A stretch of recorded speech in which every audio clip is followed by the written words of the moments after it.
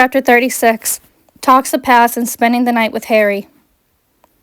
As I sat in Albus's lap, I couldn't help but smile to myself as I felt my worries disappear.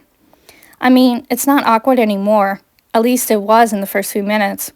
If anything, he permitted me to. I believe he wanted to hug me, as it appeared to be written all over my face that I needed comfort that a parent would only give. I stated honestly, I don't want this to appear awkward or anything, given the circumstances, but I can't thank you enough for everything you've done. I guess I didn't realize how much I needed to feel the comfort and love of a parent. It's no trouble, Miranda. I understand you need it. Well, I certainly can't let you go without a father figure, especially when dark times are coming. You need protection just like Harry and all the other students. I sense something is troubling you. Well, I do want to say it, I stopped talking as he grabbed my hand. You can tell me. It'll be between us unless Severus wants to know. I don't want this to seem weird, but I've come to love and care about you like a father in some weird aspect way. I know I shouldn't, as you're the headmaster of the school, but it's just... I didn't say anything else because he squeezed my hand tighter. I partly shouldn't feel this way, but since I've been through so much and no one has been there for me like one, it's made me love him more than just the school headmaster. Look at me, Miranda. I looked at him as he smiled kindly at me, and I smiled back. He stated, Don't worry, I must admit that I've come to feel the same way, Miranda. I'm not usually dishonest with a student, but for you, things are different now, in a way. I guess things have changed all the way around. In some good ways, yes. Also, I do permit you to spend the night with young Harry because I worry for him, and I think he'll like to have your company. I don't trust him to be by himself at the moment, as I directed Severus to stay with you last night. I quietly squealed like a little girl and hugged him tightly. Thank you, thank you, thank you. I didn't want Harry to be alone. He chuckled. Anytime, Miranda, anytime. I think you should be running along now since it's getting late. I looked at him as I got off his lap and went and stood in front of his desk, but didn't leave. It was silent until he asked, Is something else troubling you, Miranda? It's worrisome for what might come in the future now that Voldemort's back, and he wanted to kill Harry and maybe even me. He stood up and got in front of me and rested his hands on my shoulders. I know you're worried, but I have a plan to have someone look over Harry nearby where he lives during the summer so I can keep tabs on him. Don't worry. As for you, anytime during the summer that you wish to talk to me, send me a letter, okay? I nodded my head and responded, Won't you be busy though? Ah, yes, I'm afraid that I'll be, but no matter what, I'll make time to write a letter back, don't worry. Again, I'm terribly sorry for letting you put yourself in danger. I hugged him tightly. It's my own fault, not yours. I just wanted to look after my friends and myself. After all, yes, none of us could see this coming. He wrapped his arms around me as he hugged me back, and neither of us said anything. As we let go, I stated, Good night, Albus. Good night, Miranda. I started to walk away as he stated, Don't stay up too late now. I giggled as I turned around and responded, I'll try my best not to. He chuckled as he watched me walk away from his office. I made my way to Severus's personal room, and along the way, I couldn't help but feel thankful to have people who care about me. Once I got there, I knocked on the door as I opened it and closed it behind me. I walked in and eventually found him sitting by the small fireplace reading a newspaper. He looked up and saw me and put down the newspaper as I smiled softly. Hey, Severus. I walked over to his chair, standing in front of his legs as he pulled me into his lap and kissed me softly, making me giggle. I kissed him back as I smiled when we let go. Well, hey to you too. He chuckled softly and responded, Hello, my love. We both lightly laughed as I put my back against his chest and sat by the fire with him. He asked, What occurred after I left? I ended up sitting on Albus's lap, and he hugged me as he let me do it, knowing I needed the comfort. We talked a bit, and he told me that I could write to him during the summer if I needed to talk to him. I'm still shocked that he asked if I wanted him to be my father figure. I guess neither he or I realized how much we've grown to unexpectedly care for each other. Also, he did permit me to sleep with Harry tonight.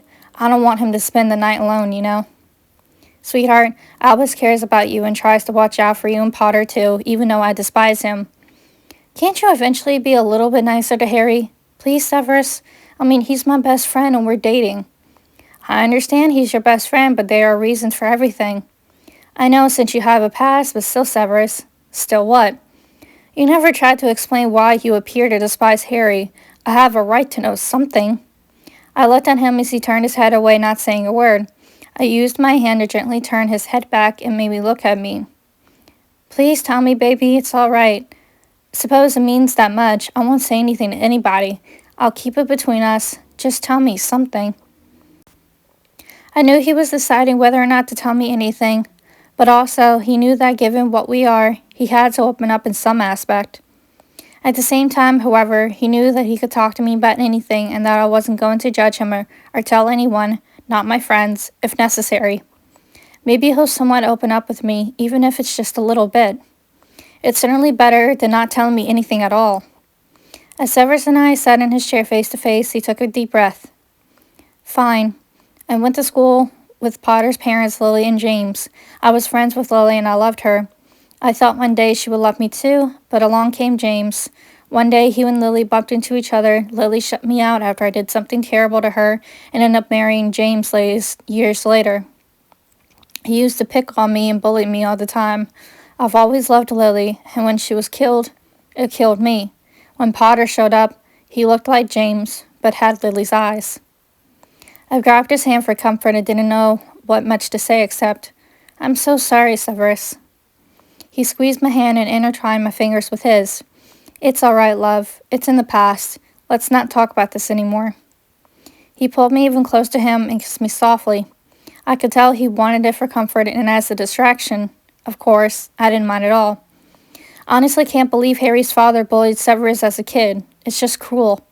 I bet Harry doesn't know, and I won't bother saying anything at all, as it's not my place either. I kissed him back as I wrapped my arms around his neck, getting caught up in the moment. We ended up having a small makeout session for what felt like ages, and we didn't want to push any further.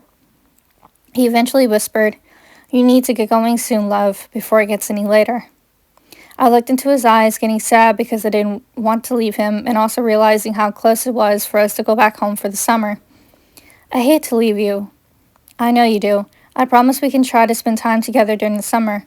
First, I want you to spend some time at home with your mom and Miss Granger, then time with me. That is, if it works out, but I'm sure it will. I gently pecked his lips. I like that very much and look forward to it. He chuckled as he kissed back. I was hoping you would. I let go as I got down off his lap to leave. As I was heading out the door, I felt him wrap his arms around my waist from behind, which made me smile. I turned around and hugged him tightly in response, laying my head on his chest. I whispered, I love you, Severus. He kissed my forehead. I love you, Miranda. We smiled as we let go, and I couldn't help but feel thankful for how things turned out between us. I turned around at the doorway and whispered, Good night, baby. He gave me a small smile and responded softly, Good night, love. I couldn't help but smile back as I watched him close the door as I was leaving. I walked and made my way to the Gryffindor common room. A couple minutes later, I said the password to the painting as she let me in. I saw Harry by the fireplace as I walked up to him. You didn't have to wait up for me, Harry. I wanted to since I know you weren't going to take no for an answer. What did Professor Dumbledore say? He said yes. Also, he surprised me by asking to be my father figure. What did you say? I giggled softly. I said yes, of course, silly. Is it all right with the other guys if I stay? I'm not sure, but it doesn't matter because honestly I'm glad, Miranda. I'm glad also, Harry. I smiled at him as he smiled kindly back at me, and I sat down next to him. It was the first time I had seen him smile since everything. What about Ron? I don't think he really cared except to ask why and how. I didn't want you to be alone, and it seems that Dumbledore is concerned for both of us. It was quiet until he said, Listen, I'm sorry that I got you into this mess with Voldemort, Miranda. I didn't want you to get involved. I grabbed and held on to his hand. Harry, I'm also in partial danger too. Don't forget that. We both watched and know that Voldemort killed our parents many years ago. Mine also died protecting me. You heard what Voldemort said to me. So honestly, it doesn't matter if I got into this mess now or not, because he would have found me eventually. Yeah, I guess that's true, but I still feel guilty. At the same time, I'm glad you came and tried to look out for me. And Cedric too. Neither of us said anything except stare at each other, but he tightened the grip of my hand, just a touch. A minute later, he said, I hope you're ready for what's to come, because I have a bad feeling. I'll be ready, Harry, to face whatever comes. No matter what, Hermione, Ron, and I will be here with you, and I'll fight Voldemort with you if I have to help in him. I have to defend myself against him anyway. Harry stared at me as I looked back at him.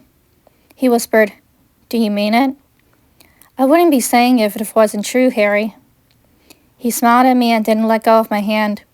I couldn't say anything as I watched him, and he leaned in to kiss my forehead. I smiled back as we eventually got up and went to bed. The only thing that was bothering me was the fact that no one else would believe us that Voldemort's back. I mean, sure, Severus and Dumbledore, but all of the students, including our friends, wouldn't. Harry whispered in my ear as I was lying beside him in his bed. "Good night, Miranda. I love you, best friend." I whispered back before both of us fell asleep. "Good night, Harry. I love you too."